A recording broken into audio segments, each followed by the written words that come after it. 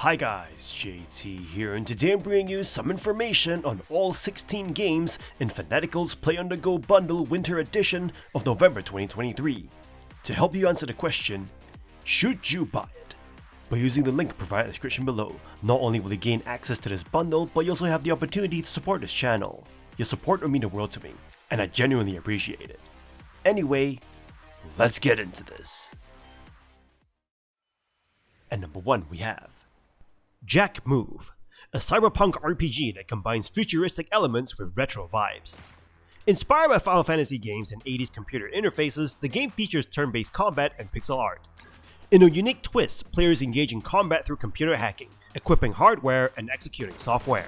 You assume the role of Noah Solaris, a vigilante hacker who teams up with Ryder to complete dangerous missions in a cyberpunk city controlled by the malevolent Monomind. The game offers an immersive 10-hour adventure with appealing artwork and captivating characters. The interactions between characters are engaging, featuring concise and entertaining dialogue that contributes to the world building of the cyberpunk society. Explorable side quests provide players with opportunities to help NPCs and gain insights into the high-tech reality, often rewarding them with useful items. Combat in Jack Move takes place within cyberspace and follows a turn-based system. Noah has various actions at her disposal, including hacking, executing software, and unleashing powerful Jack moves. The game replaces the traditional elemental system with cyberware, electroware, and wetware, emphasizing the strategic importance of swapping software to exploit enemy weaknesses. The game's graphics, while simple, effectively convey the desired aesthetic, with the pixel art and flashy Jack moves animations standing out. The soundscape is immersive, featuring enjoyable effects and catchy tunes that enhance the digital world experience. Despite its enjoyable nature, Jack Move lacks originality, offering little innovation to the genre. Some boss battles can feel tiresome, and the story follows predictable plot twists. However, for fans of cyberpunk RPGs seeking a concise turn-based experience, Jack Move remains a recommended choice. And number 2 we have Terror of Hemasaurus, a satirical and humorous game that serves as an improved version of the classic Rampage franchise. The game embraces the concept of giant monsters destroying cities, and adds a touch of satire and biting humor to make it more than just a Rampage clone. While the game may not have a long-lasting appeal, it delivers an enjoyable experience of wreaking havoc as a monster. The game starts with a lack of subtlety, mocking climate change deniers through the character Röki Horderson. As the titular monster Hemasaurus awakens, it is accompanied by a cult that aims to spread destruction to raise awareness about the environment. The game's story is full of comedic cutscenes and references to gaming and society, creating a unique and funny experience. In terms of gameplay, Terror of Hemasaurus follows the classic Rampage template, where you destroy cities from left to right while keeping your monster alive. The game features 4 playable characters and supports 4-player local co-op. Each level has different objectives, such as destroying buildings, killing people, or wrecking vehicles. The destruction physics and mechanics allow for various strategies, including demolishing buildings by damaging their foundations or toppling them in a specific direction. The chaos and mayhem in the game are reminiscent of the Earth Defense Force series. While the game may lack longevity, it compensates for its satirical storytelling, satisfying destruction physics, and insane chaos. The charming pixel artwork, hilarious story, and overall enjoyable experience make Terror of Hemasaurus a recommended game, especially for those who appreciate kaiju-style destruction and dark humor. And number 3 we have Super Catboy, a delightful 2D platformer that adds a regular domesticated cat to the roster of animal-inspired video game characters. In this game, you play as Super Catboy, a feline with some impressive abilities thanks to the experiments of a mad scientist and the help of Weapon Girl. Your mission is to escape confinement and thwart your captor's nefarious plans, which conveniently align with Weapon Girl's goals. While at its core, Super Catboy is a traditional 2D platformer, it introduces a run-and-gun element by incorporating guns into the gameplay. You'll navigate levels, collect coins, and face off against a dog army while avoiding traps and hazards. You can use your paws for close combat, but having ammo allows you to take out enemies from a distance. The game offers various firearms, but one minor drawback is that if you perform certain actions while holding a special weapon, you drop it on the floor, which can disrupt the flow of the game. Super Catboy boasts charming visuals and an enjoyable soundtrack that adds to its nostalgic appeal. Despite some difficulty spikes and minor control issues, the game offers a few hours of fun. It successfully captures the essence of classic platformers from the past. While it may not be a lengthy gaming experience, Super Catboy provides an instantly likable protagonist, making it a worthwhile addition to your gaming library. Despite some frustrations, the game manages to keep a smile on your face throughout your adventure. Who doesn't like the cute little cats? And number 4 we have Arise, a simple story. A distinctive narrative gaming experience that resonates with touching emotions, although it stumbles in its platforming endeavors. Unlike typical walking sims, this game fuses storytelling with challenges requiring skill and determination. Right from its opening scene, Arise establishes itself as a poignant narrative journey.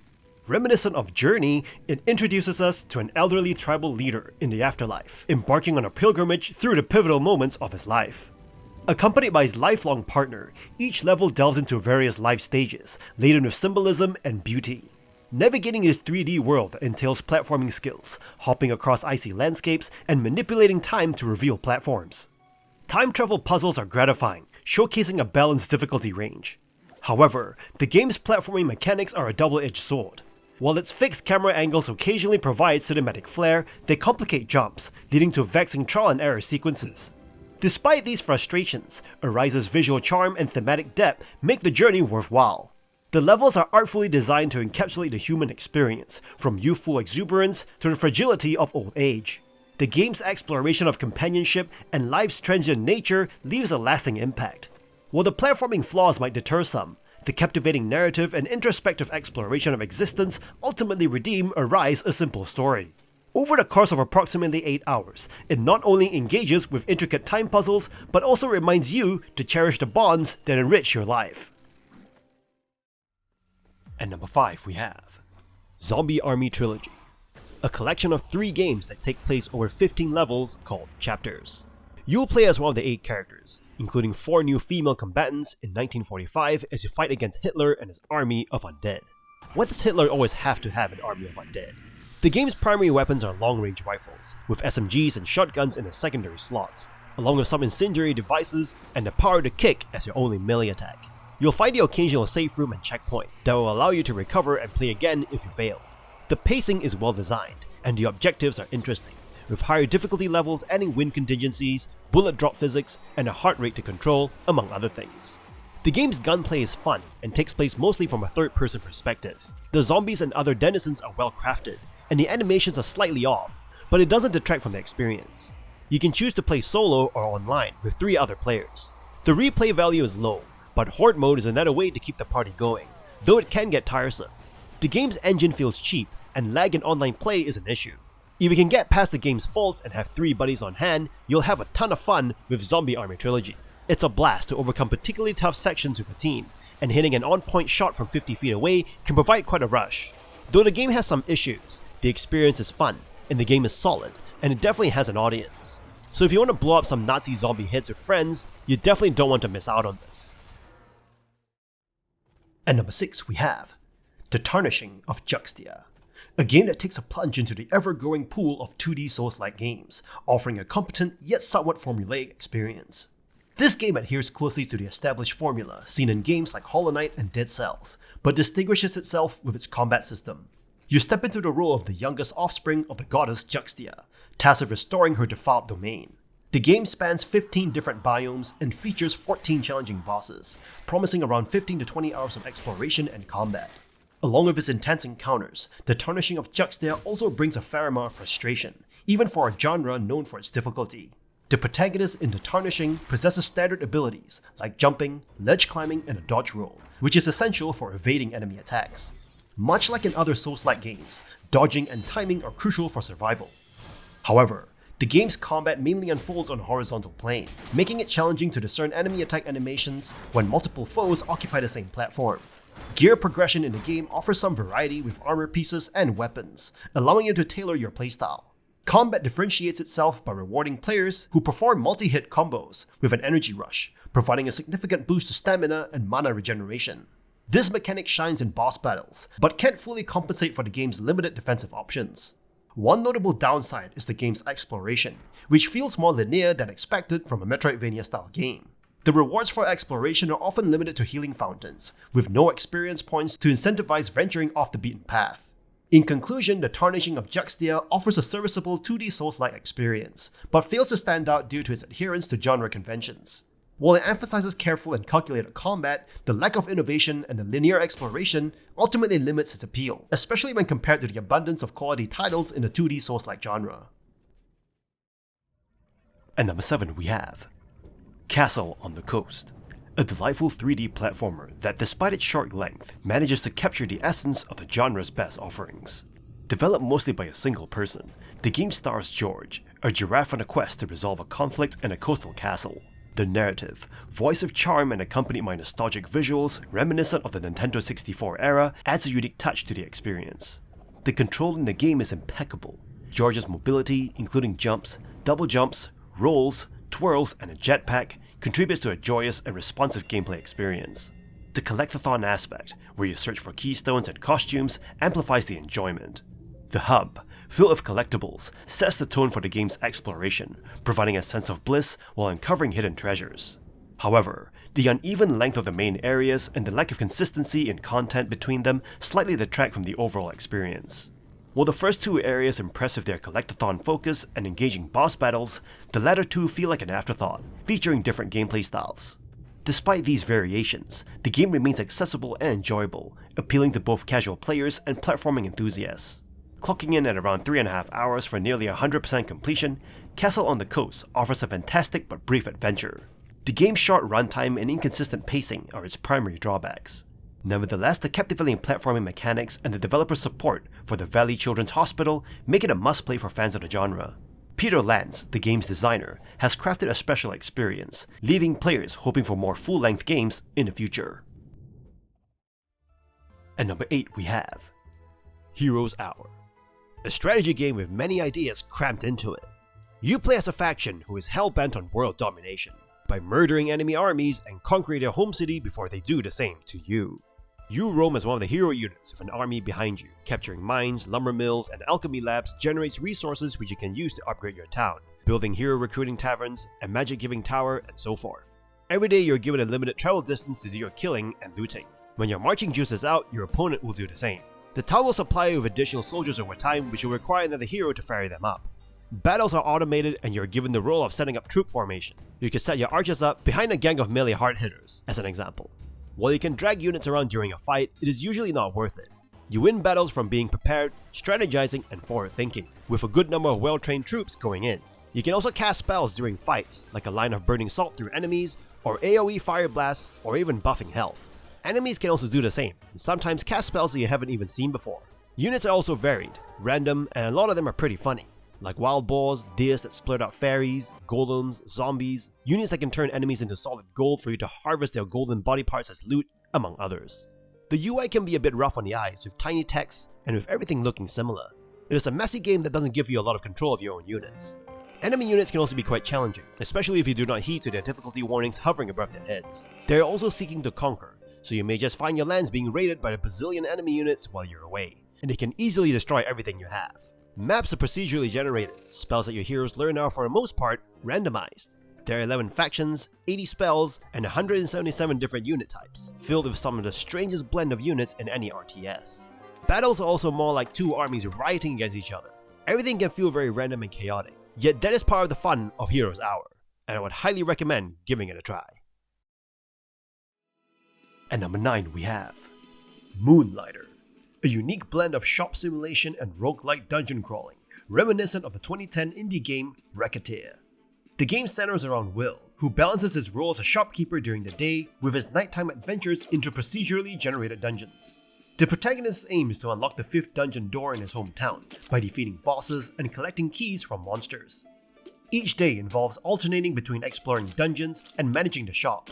The combat in the game strikes a balance between swift and controlled, requiring players to strategically engage enemies. Despite its hard difficulty label, the forgiving death penalties prevent significant setbacks.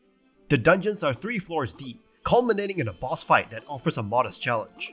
One of the game's standout features is its inventory management system. With limited backspace, players must prioritize valuable items and contend with various item curses that impact their arrangement. Back in the town of Röki, players can invest gold to bring in different merchants, upgrade equipment, and engage in shop management. The pricing mechanic offers a simple but satisfying challenge. Moonlighter is designed for completion rather than mastery, making it an accessible and enjoyable experience for players who appreciate the roguelike flavor without the commitment of extensive gameplay. The game successfully blends elements of both genres, providing a refreshing take on a dungeon crawling and shop simulation. Although it doesn't aim to redefine these genres, Moonlighter offers a unique and engaging experience that strikes a balance between casual and captivating gameplay. At number 10 we have Beyond the Long Night, a twin-stick shooter roguelike that offers a mix of engaging gameplay and storytelling. In the game, you find yourself navigating the challenges of the underworld as a stick-figure protagonist on a quest to escape the perpetual darkness. As you progress through the rooms, battling adversaries and collecting power-ups, the game follows the familiar roguelike formula. Beyond the standard twin-stick controls and dodge roll mechanics, the title introduces intriguing upgrades, special attacks, and diverse projectiles that enhance each run. The inclusion of puzzles adds variety, providing monetary rewards and a break from the relentless shooting. A unique feature is the incorporation of unfolding stories tied to your interactions with shopkeepers. Spending hard-earned gems not only improves your character, but also advances these personal narratives, tracked in your journal. The looming threat of darkness, inflicting damage upon its approach, adds a constant time pressure element to the gameplay. While Beyond the Long Night offers meaningful upgrades and engaging storytelling, its drawbacks become apparent. The diminutive size of enemies poses a significant challenge, affecting the precision of hits, especially when combined with the rapid-fire projectiles.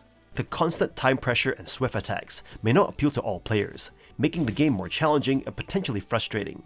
Despite its issues, Beyond the Long Night provides a fun experience for twin-stick roguelike enthusiasts, offering unique elements like unfolding stories and puzzles.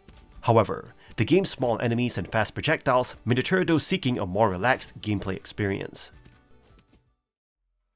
At number 11 we have ATONE, Heart of the Elder Tree, a captivating story-driven rhythm combat RPG from Wild Boy Studios and published by Untold Tales, offers an emotionally charged experience that leaves a lasting impression. Originally a mobile game in 2019, it has now found its way to PC.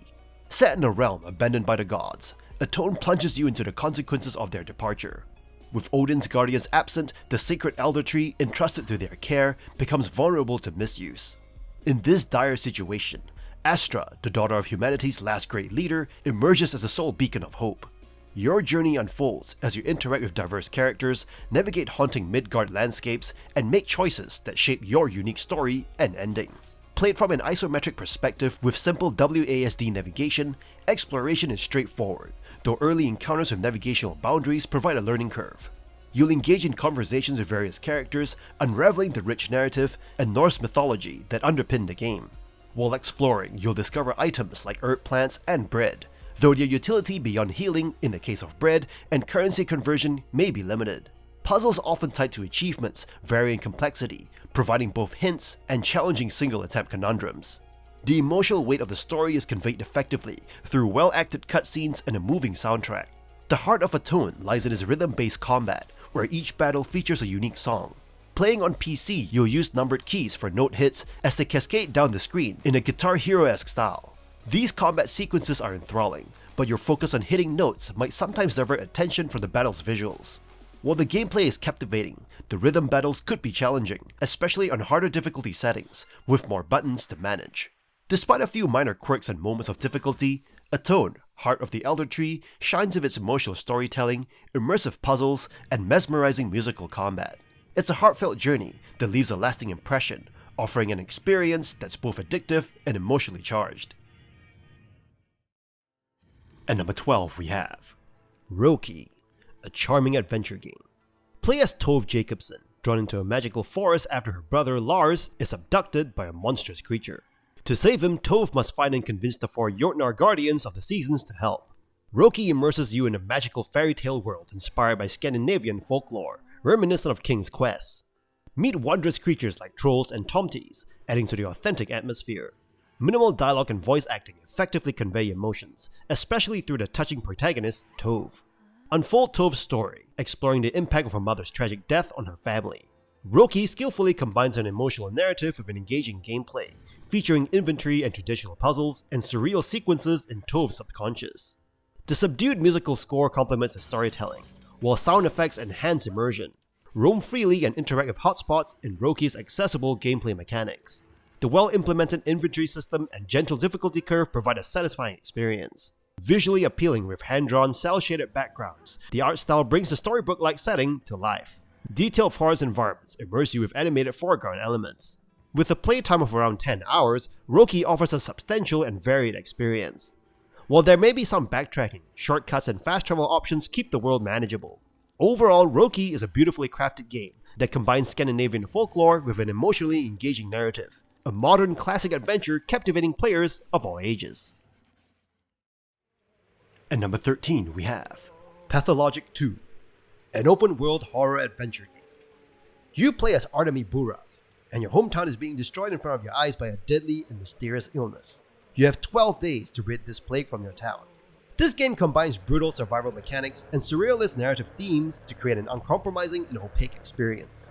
You'll spend the first few in-game days just wandering around the town, either scavenging for food in trash cans or rundown buildings, or interacting with the local strangers, and believe me, they are strange. They even talk strange. At first, you're finding for the person responsible for your father's death. While going on your little adventure, you can't help but feel uneasy and how things are just not right. Then the sand plague strikes, throwing the town into utter chaos. Hundreds of people get infected at a time, and if left alone, your town will be decimated. You'll be thrown into many different directions at once, tending to the infected, creating tinctures, and seeking out information on the plague's origin while racing against the clock. You'll be making a ton of difficult decisions. Do you give away your last antibiotic for a much needed meal? Should you embrace superstition to fight against the plague? Should you cut somebody's infected kidneys in half to hopefully find a secret to the cure? This game will keep you busy, and with a time limit, you have to be quick and decisive. As the days go by, resources become scarcer, and it can be very frustrating, playing a character who is always starving and on the verge of collapse. But this bleak narrative is also what gives this game its personality. You'll most likely die along your journey looking for the cure, and the next time you come back, you play as a new Burak, and the game gets harder. You get tired faster and starve quicker. This game is atmospheric, frustrating, and absolutely haunting, with some very punishing mechanics, and it is definitely a gaming experience that you'll never forget. At number 14 we have The Smurfs, Mission Vileaf, a platformer adventure game. You play as Smurfette, Chef Smurf, and Hefty Smurf on a quest to save the Smurf village from Gargamel's wicked schemes. The game is a classic platformer with side-scrolling levels and puzzle elements, and its cute graphics and whimsical soundtrack add to the overall charm. As you progress through the game, you'll encounter various enemies and obstacles, such as snails, spiders, and falling rocks, that you'll need to navigate around and defeat to proceed. The game also includes boss battles against Gargamel and his cronies, which require you to utilize your character's unique abilities and teamwork to emerge victorious. One of the game's standout features is the ability to switch between the three playable characters, each of their own strengths and weaknesses. Smurfette is nimble and can double jump. Chef Smurf has a frying pan that can stun enemies, and Hefty Smurf can break through obstacles with his strength. The game's levels are relatively short, making it perfect for quick play sessions, or younger players with shorter attention spans. However, some may find the game to be too easy and lacking in challenge. Additionally, the game's controls can be quite finicky at times, particularly when it comes to jumping and platforming. Overall, The Smurfs, Mission Vileaf, is a charming and enjoyable platformer that appeals to the fans of the franchise and younger players. Its cute graphics and simple gameplay make it a perfect choice for family game sessions, but more experienced gamers may find it lacking in challenge. At number 15 we have Home Sweet Home, Episode 2. This game continues the Thai-based horror series, picking up where the first game left off. Players take on the role of Tim, who is searching for his missing wife, Jane. This installment delves deeper into the Thai folklore, Buddhism, and the backgrounds of boss enemies. The game was released in 2 parts, with the first chunk landing in September 2019 and the rest on Halloween of the same year. Unlike its predecessor, Episode 2 introduces significant changes to gameplay and mechanics. Main bosses now have actual mechanics, and the one-hit kill system has been replaced by a health bar, medicine, and weapons for self-defense. However, the game's difficulty can feel unfair at times, with sections featuring precise timing and challenging puzzles that hinder player progress. Home Sweet Home Episode 2 attempts to offer different boss battles, intense chase scenes, diverse enemies, and thought-provoking puzzles. While these efforts show promise, execution falls short, lacking the necessary refinement. One notable issue lies with the game's VR implementation, particularly for HTC Vive owners, where technical problems and performance issues persist. Despite some improvements, the game still struggles to achieve its full potential. The lack of atmosphere ambiance compared to the first release is also evident. While the developers have tried to address the game's shortcomings, there remains room for improvement in various aspects. While Home Sweet Home Episode 2 shows progress and potential, unresolved technical issues and gameplay challenges leave players with a mixed experience. Those interested in the horror series may find aspects to enjoy, but others may find the game's current state lacking in refinement. At number 16 we have Garden Story, a cozy and sweet-natured RPG. The game stars Concord, a purple vineyard venturer on a quest to save an idyllic world from a gooey sentient rot. While combat in the Zelda-like action role-playing game can be hit and miss, the game's true charm lies in its heartfelt story and the opportunity to live and help 4 main villages. Garden Story is not focused solely on farming or decorating like Stardew Valley or Animal Crossing. Instead, it combines combat, puzzle solving, and quest completion. Players can progress through the story or take their time to build relationships with the villagers and contribute to the village's growth and prosperity. The game's presentation is visually appealing, with detailed environments and unique animations. The soundtrack adds to the immersive experience with its layers of fluty, folksy tunes.